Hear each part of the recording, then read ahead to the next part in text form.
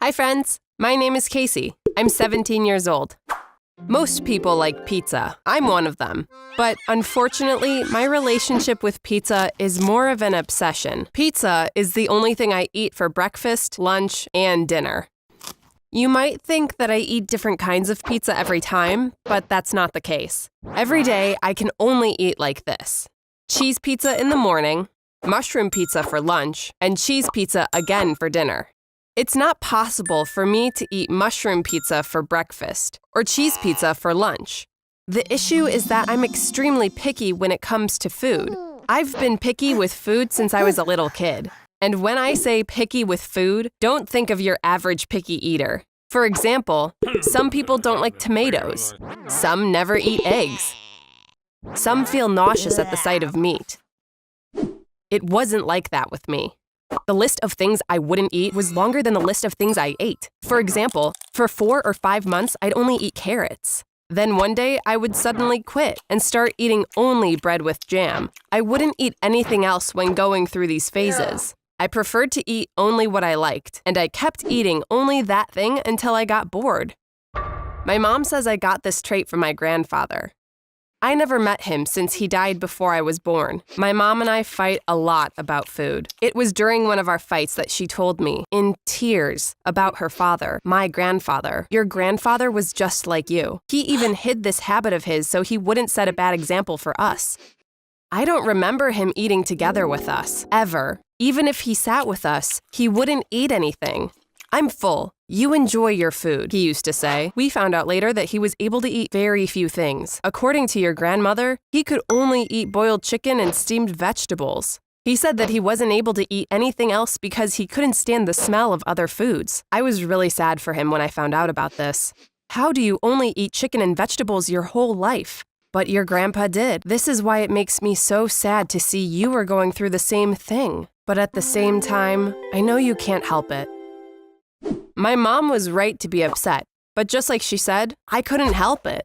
And my obsession with pizza hadn't even started when we had this conversation. Even if I was going through these phases, I was at least eating different things. Unfortunately, my condition got a lot worse. For the past 6 years, I have survived on pizza and pizza only. I remember exactly how my pizza obsession came about. It was a Saturday. My parents both work in pharmaceuticals. They were going to a conference together. Just as they were leaving, my dad collapsed onto the floor. He was holding his chest. We called an ambulance right away. My mom went to the hospital with my dad. Everything happened in a flash. I regretted not having gone to the hospital with them. I was walking around the house, worried sick. A few hours later, my mom called. As we suspected, my dad had had a heart attack. Thankfully, he survived because they were able to treat him on time. He was doing really well. He had some tests done. My mom said they'd come back after they got the results. I even talked to my dad for a second. I was relieved by the good news. It was almost noon. I realized I still hadn't eaten breakfast. Because I was in a good mood, I thought, I'll eat something different. I'll tell my mom about it when she comes back. She'll like that. As I was looking through the fridge, I saw 3 frozen pizzas. I randomly picked one of them. It was the cheese pizza. I heated it in the oven and ate it for breakfast. I was someone who rarely ate pizza. I said to myself, I've forgotten what it tastes like. It's pretty good. Doctors wanted to keep my dad at the hospital overnight. They had to run some more tests. I said to my mom, don't worry about me. I'll look after myself. But she didn't listen to me and told me Aunt Joy would come and stay with me that night. I was so happy that I would be seeing my favorite aunt. I decided to eat pizza for lunch again. I took out one of the 2 remaining pizzas without looking, and as you might guess, it was the mushroom one. My aunt called and said something had come up. She would be coming later. And so I ate the last pizza for dinner. It was a cheese pizza. So that's how I had my menu for the next 6 years all set. Cheese pizza for breakfast, mushroom pizza for lunch, and cheese pizza again for dinner. The next morning, I woke up craving a cheese pizza. I told my aunt that I wanted to have pizza for breakfast. Even though she was surprised, she wouldn't say no because she knew how particular I was about food. She also let me have mushroom pizza for lunch. That's how my love affair with pizza started. And unfortunately, it took over my life. In the following days and years, even though my mom was very upset, she had to let me eat pizza because I refused to eat anything else. Since she knew it was an issue that required treatment, she tried to get me treated a few times, but nothing worked. Among these attempts, the weirdest one was something one psychiatrist tried. First, we had a regular therapy session. He asked me various questions, trying to understand why I only ate pizza. I answered them all truthfully. In the next session, he suggested I eat something other than pizza. When that didn't work, he tried to scare me with things like, "You won't grow any taller if you stick to a one-food diet. If you only eat pizza, you'll gain weight and no one will like you. You will never have a boyfriend." When that didn't work either, in the following session, he started yelling at me and even threatening me. "You are a spoiled little girl. You're doing this for attention. If you keep eating pizza, I'll write a report and they will put you in a mental institution," he said. Naturally, that was my final session with him. When I told my mom about what he told me during that session, she didn't take me back there. That man was even weirder than me. I was scared that he would turn his failure into an obsession and keep harassing me over the phone. Apart from that, my mom made another outlandish attempt for a cure. It was creative and interesting, but sadly it didn't work. My mom had seen a show on TV about people who had food obsessions like mine. In the episode, there was a guy who had only eaten hamburgers since the age of 5. The producers of the show prepared a little spectacle to overwhelm him. This guy ate 4 hamburgers every day. That's 28 hamburgers per week, 1,456 hamburgers per year. They loaded a truck with 1,456 hamburgers and drove it to the guy's home. They called him outside and unloaded all the 1,456 burgers in front of him. They said, "This is exactly how many burgers you're consuming in a year." He was shocked and sad, and he even cried. In the end, he decided to get treatment. My poor mother wanted to create the same spectacle to put some sense into her daughter. She somehow found the phone number of the TV show and called them. They weren't interested since they had already featured a pizza addict in another episode. So my mom wanted to do it on her own. But she knew that she couldn't spend so much money all at once. Still, she didn't give up. She called a major news channel and told them about me. "It's going to be quite a sight. My daughter doesn't know about this either. We'll see her reaction together. This would be a compelling piece of news for you." They said they were interested in shooting the story. After that, my mom reached out to a major pizza brand. When the company officials found out that my mom's performance was going to be in the news, they agreed to sponsor her. One Sunday morning, I got up as usual. Mom was in the kitchen. When she saw me, she said, "I have a special Sunday surprise for you. I ordered pizza for you from a wonderful place. It should be here any moment." Half an hour later, the doorbell rang. Mom held me by the hand. She took me outside as I was staring at her. There was a small pizza truck in front of the house packed with pizza boxes. I figured my mom was up to something when I saw a reporter and a cameraman on the street. She asked me, "Casey, how many pizzas do you think there are in this truck?" I told her I had no idea. "Since you eat 3 pizzas per day, what is 3 times 365? Yes, these are the 1,095 pizzas that you eat in a year." "How can you eat this much pizza? Sweetie, please give this up. And do it in front of the cameras so everyone would know about your decision." I looked at the pizza boxes. I said, "Mommy, if we collected all your makeup materials, or all the popcorn Dad eats while watching football throughout the year, we'd also get a huge pile like this. I'm sorry, but I don't know why you did this." My mom was incredibly upset, and she was right. She worked hard to do this, and her intentions were good. I could have hugged her or said something nice. Nope, I turned around and went back home. Now when I think about it, I can see that I acted just like a teenager. Unfortunately, there is no happy ending to this story. I'm 17 years old. For the past 6 years, I've been eating 3 pizzas per day. I don't know for how long I'm going to keep eating like this. I know that what I'm doing is wrong, and I certainly don't recommend it to anyone, but this is my truth. I need to tell it, and you can draw your own conclusions. thank you for listening. If you like stories based on true events, you can subscribe to this channel. Bye! Hey everyone, I'm Harper. I'm pretty sure you'll find this story hard to believe. If I heard it, I probably wouldn't believe it either. But I know that it's true because it happened to me. My mom had a difficult time when she was pregnant with me. She had to stay in bed for 7 months because of the risk of miscarriage. As a result, she refused to have another baby even though my dad wanted to. After I was born, they both used all their time and energy taking care of me. They organized their life around me. I'm not complaining about it because I had a great childhood and adolescence, but I wish they had some other interests too. 2.5 years ago, I moved to another city to go to university. After I left, there was a huge hole in my parents' lives. For 18 years, I was the center of their universe.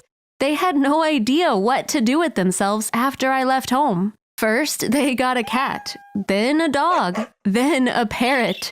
My mom started taking art lessons. My dad started playing golf again. But none of it was enough.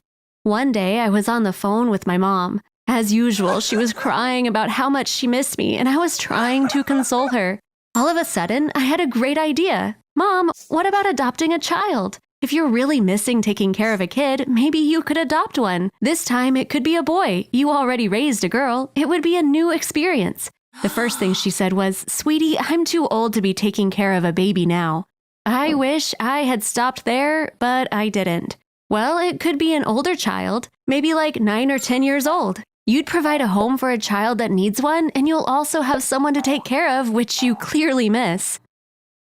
She said, "Maybe it's not such a bad idea. Let me talk to your dad," and hung up. She called back half an hour later. She sounded very happy. "Your dad is very excited. We decided we're going to adopt a 10-year-old child, just like you said. We'll start looking into it tomorrow." I was so happy for her when I heard the news. I didn't know then that something terrible was going to happen to my family because of me. Overnight, their entire focus changed. They contacted the necessary governmental agencies right away and dealt with the bureaucratic stuff. They went around to foster homes. They talked with officials who deal with adoptions. Now, whenever my mom called me, this is all we talked about. Finally, they reached the most exciting part. They were going to start meeting children that fit their criteria and then choose one to adopt. One day, I was sitting on a bench on campus, relaxing in the sun. I got a text from my mom. I opened it and saw a photo of a cute but shy boy smiling at me. Below the photo, it said, "Hi, I'm your new brother, Beckett. Nice to meet you." I called her immediately. She was so happy. She said that when they first saw Beckett, they knew he was the one they were looking for. He was so mature for his age. They didn't want to miss their chance with such a great kid, so they started the adoption process right away. My dad was so cheerful now that he had a son. "He's a perfect fit for our family. We'll give him all our love," he said, and I teared up. I got so emotional because I'm very close to my parents, and I had missed seeing them so happy. I met Beckett via FaceTime. He really did seem like a good kid. I was going to visit them after I finished my exams. I wanted to bring a gift for Beckett. I asked him a bunch of questions to find out what he liked, but he wasn't very talkative. I felt like I was making him uncomfortable. Maybe he didn't like talking about himself. So I ended up just buying a game that I thought any kid would like. I met him a month later. But I was disappointed after spending some time with him. He was so arrogant, which is something I really hate. What my parents saw as mature behavior felt so irritating to me. I thought maybe he'll grow out of it to make myself feel better. Next morning, something weird happened. I was staying in the guest room because my parents had given my room to Beckett. This room had its own bathroom. I took a shower in the morning, then I was going to brush my teeth, but realized I left my toothbrush in my bag. I opened the bathroom door and I saw Beckett standing right there. Thankfully, I was wearing a bathrobe. He got so nervous and stammered, trying to say something. What was he doing in my room in front of my bathroom door? I was about to ask him, but he ran away before I could say anything. I didn't say anything to my parents because I didn't want to upset them, but I was suspicious. After breakfast, my mom and I were sitting in the garden. "Does Beckett have a family?" I asked. She lowered her voice. He doesn't have anyone. In fact, he was homeless. 2 months ago, the police found him and placed him in a foster home. The officials didn't know anything about his past. We didn't ask so as not to upset him. I was surprised. Mom, this doesn't make sense. What do you mean they don't know anything? What if he is a runaway and he's lying about not having parents? Meanwhile, my dad was planting new flowers in the garden and Beckett was helping him. My mom said, Harper, look at how innocent he is. You think he'd lie? Who knows what he's been through? All we need to do now is try to heal his emotional wounds. I kept watching Beckett over the next few days. Something about him didn't feel right, but I couldn't put my finger on it. On the other hand, my parents were so happy, so I thought it was best to keep my thoughts to myself. Anyway, what could I say? I just had a bad feeling about him, that's all. I was still bothered by the whole thing after I went back to school. Finally, I decided to call the adoption agency. There was no point in lying. I explained the situation to the woman on the phone and asked her to keep this conversation between us. She understood where I was coming from. It's true, we don't know anything about Beckett's past. But there are so many kids here like him whose past we know nothing about. The kids who grow up in the streets are especially unlucky in that sense. Some of them can't express themselves, and some think that what they've experienced is normal and is not worth talking about. I felt ashamed when I hung up the phone. I looked at Beckett's photo. He did look innocent. My mom was right. All we could do now was to try to help him heal his wounds. I didn't want to keep feeling guilty, so I thought I would talk to him. I called my mom and asked for him.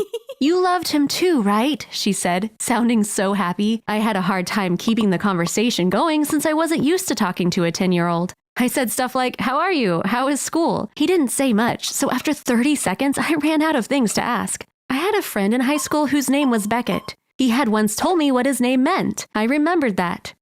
Do you know what your name means? It has a really beautiful meaning, I said.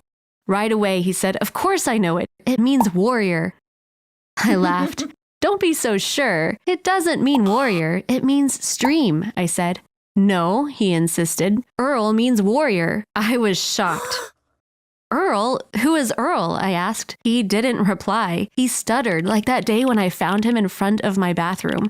I was right. He was hiding something from us. Even his name was fake. I didn't say anything about it then. I just said, I have to go to class. We'll talk later, and hung up the phone. I was shaking from anger. I thought his real name is Earl. Why is he hiding it? What could such a young child possibly be hiding? I decided to do some research and find out who he really was. I thought I'd start with Google, but what could I search for? All I knew was that his real name was Earl. I typed in Earl and clicked search. Thousands of results came up. I was randomly clicking on things as I thought about what I could do. I ended up in Google Images. Suddenly, I had a great idea. I could upload his photo to Google Images and search for similar ones. I transferred his photo to my computer. Then I uploaded it to Google Images and clicked search. The results were not what I was hoping for. There were a bunch of random images. I started going through them anyway. I was almost at the end of the page. Then I saw something that caught my eye. Man who looks like a child steals diamond ring by swallowing it. I clicked on it right away. It was a news site. A woman went to a jewelry store with her child. As she was trying to distract the jeweler, the little kid took a ring and swallowed it. The jeweler saw it and pressed a panic button, which notified the police. So the police came and arrested the woman and the kid as they were leaving.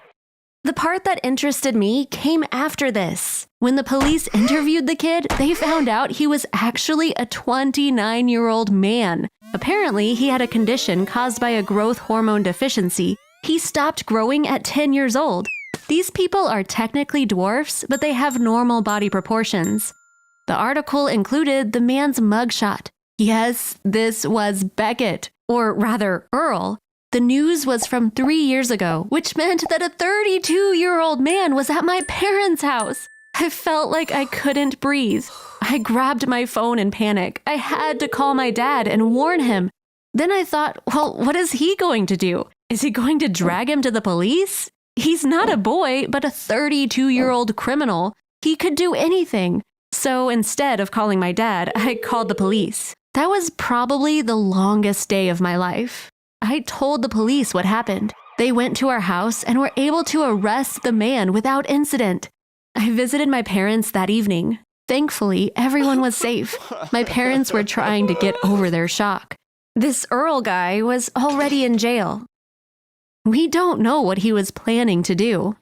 Either he was going to live there as long as he could by pretending to be a boy, or he was going to steal something and then run away. We'll probably find out the reason during his trial. We don't think that this was his first time pretending to be an orphan.